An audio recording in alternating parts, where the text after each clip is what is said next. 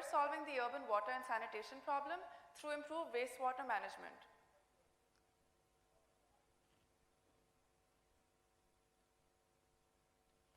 Sorry, this seems to be stuck. All right. Yeah, so as we all know, there's a huge water crisis unfolding. Across the world, almost 2 billion people don't have access to a clean source of drinking water. And in India alone, this number is almost 750 million.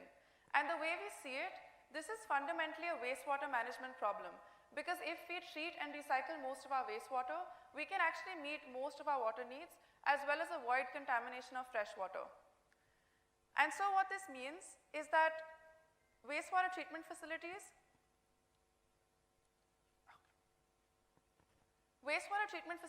are at the heart of our water system. But unfortunately, the average treatment plant often doesn't work. So I'm going to here look at two cases. This is one decentralized STP in an office complex in Gurugram, catering to 4,000 employees. And what was happening here is that they had a plant, they were operating it, they had just put 4 or 5 semi-skilled operators there who were just switching on and off equipments. And as a result, there were a lot of breakdowns and issues, pump breakdowns, biological disturbances, choke filters, and so on. And ultimately, they weren't being able to treat any of their sewage, they were bypassing it from the inlet, while at the same time spending a lot of money on operations. And this is the same case we see for large-scale government plants as well. So we're working with facilities ranging from 5 MLD all the way up till 45 MGD, and we see similar kinds of issues. Operations are reactive in nature, they're relying on the limited skill and the limited expertise of operators on the ground. You have PLC SCADA systems going into disrepair, EPC vendor doesn't care about operations, and so on. And ultimately, a lot is being spent on these operations, but very little output is coming out in the long term. And these two plants are not alone. India has 85,000 such facilities where operations are not happening properly because of a lack of expertise and a lack of skill at the ground level. And just think, if you have so many thousands of units, how is it possible that you can have the needed information and the needed expertise available at every plant in every city? And my team has been in this space for almost 25 years. What we've seen is that the current solutions cannot solve this problem. So on the one hand, for example, you have PLC SCADA systems. They are dealing with the automation of the plant. Aap kuch data dikha rahe hain, but they are not actually dealing with the human side. Most of operations are human. How do we troubleshoot? How do we manage our inventory? All of those things are not being handled. And we also have more and more IoT-based monitoring systems where people are putting sensors and they're trying to monitor what is happening in these plants. But in a landscape like India, where the operators are semi-skilled, there's limited data knowledge and expertise of how to interpret it, this data alone does not solve the challenge. And so this is where we come in. Digital Pani is essentially an expertise-based lifecycle management system, jahan we are trying to manage STPs and ETPs with the full expertise necessary on a real-time basis. And we do this through 3 simple steps. So the very first thing our platform does is baseline operations. So that means that plant ka design kya tha? How should the plant be operating? Second step is then actually managing the operations. So there are many different resources involved, whether it's the team on the ground, what training do they need, what tasks do they need to implement, are they doing that properly or not, the automation on site, inventory, retrofits, all of those things. We're bringing all of them together in one platform so it can all be managed in a seamless way. And now let's say some issue is coming up in the plant. We actually have sensor kits that we deploy in these facilities as well. So let's say, for example, a process disturbance happens. We know exactly the root cause of what's going on, and we take it back to the operations team automatically. How do they resolve it step by step?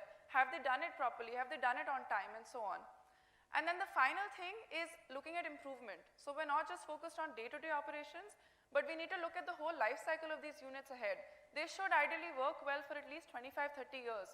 So what are the future retrofits that may be needed? How can we bring down operating costs and maintenance issues in the long term? Those are all the things that our platform is doing. And to enable this software to actually do all these things, we have a lot of other components of the solution as well. Whether it's the sensor kits, whether it's the automation that we deploy ourselves, whether it's a back-end team that's actually monitoring and managing all of this to make sure that every facility of ours works well. And ultimately, through these interventions, Digital Pani is solving all of the challenges we see with manual operations. So on the one hand, with manual operations, where we see a gap between design and operations, in Digital Pani, it's fully integrated. On the one hand, with manual operations where you have no detection, no preventive capabilities, you find out an issue has happened after a breakdown has actually occurred. Here it's a fully proactive operation where we're detecting issues early, resolving them early and completely preventing them. And on the one hand, with manual operations where there's no expertise on the ground, now we have that expertise real time 24/7, which no human can accomplish without the use of technology.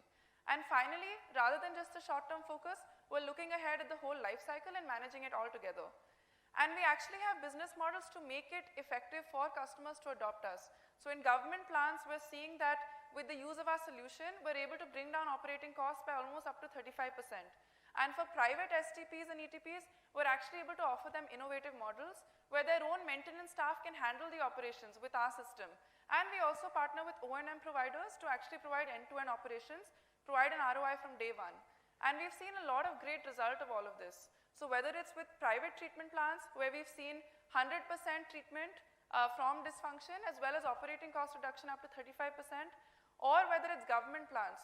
We're working with Delhi Jal Board, we're working with the Sikkim government for all of their municipal plants, we're partnering with Goa to actually help them scale across all of their private treatment plants. We're seeing this kind of result consistently. And already we have almost 25 deployments coming up in just the last few months. Ultimately, our vision is that we want to impact some of the biggest challenges that our country is seeing and really the world is seeing. We want to help avert the pollution from sewage and industrial effluent. We want to help offset freshwater use and we want to mitigate climate impact. And this is just the beginning. We think there's a lot that we can do from here, whether it's creating industry-level intelligence, whether it's enabling marketplaces that were not possible before, because we have all of this information and all of this data on all these decentralized facilities. So finally, I'd like to end with an ask for you. What we're looking for right now is, of course, customer connections. So if there's a government plant that any of you have where operations are not happening as well as you'd like, please refer us to them for private plants as well. And finally, we're also looking